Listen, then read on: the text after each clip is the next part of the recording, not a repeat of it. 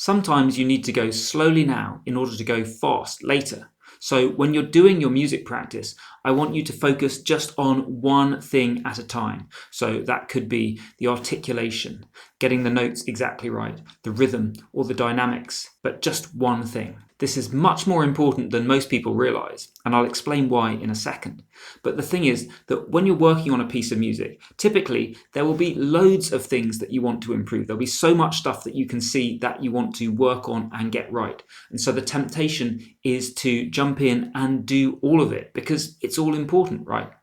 But you'll do much better if you just sit back and say, I'm going to do one thing at a time. There are maybe 10 things I want to improve here, but I'm going to let 9 of them go and just focus on one at the moment.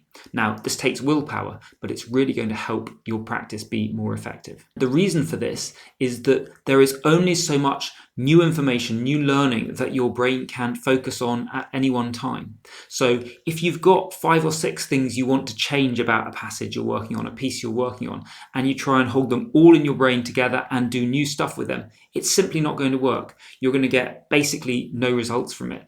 Much better to pick one of them and that your brain can handle with, and you are actually going to see a positive change there when you focus on that one and that one alone. And don't worry about the fact that it feels like you're just neglecting 5 out of the 6 things or whatever it is, that you're just letting them go and you're not making the changes. You can always come back to them.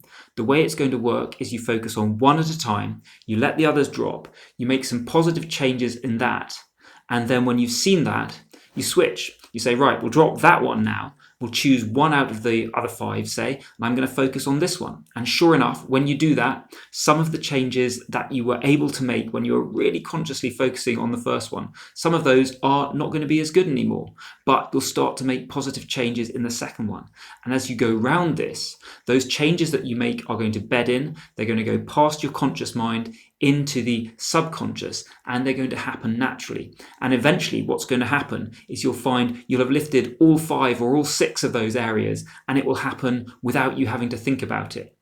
But that's over time and when you focus on one at a time. If you try and do everything together, you're having to do all of that in the conscious mind. It can't get anywhere. It never gets to the point where that gets into your subconscious ability to do it, and you never just lift that level bit by bit. So over time, you'll find that your baseline increases. You will be able to do all these different things naturally.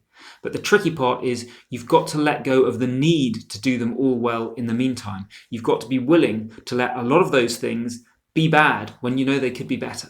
Now, this is a really important piece of the puzzle, but it's not everything that you need for effective practice. So this video here is going to show you another quick but powerful practice tip.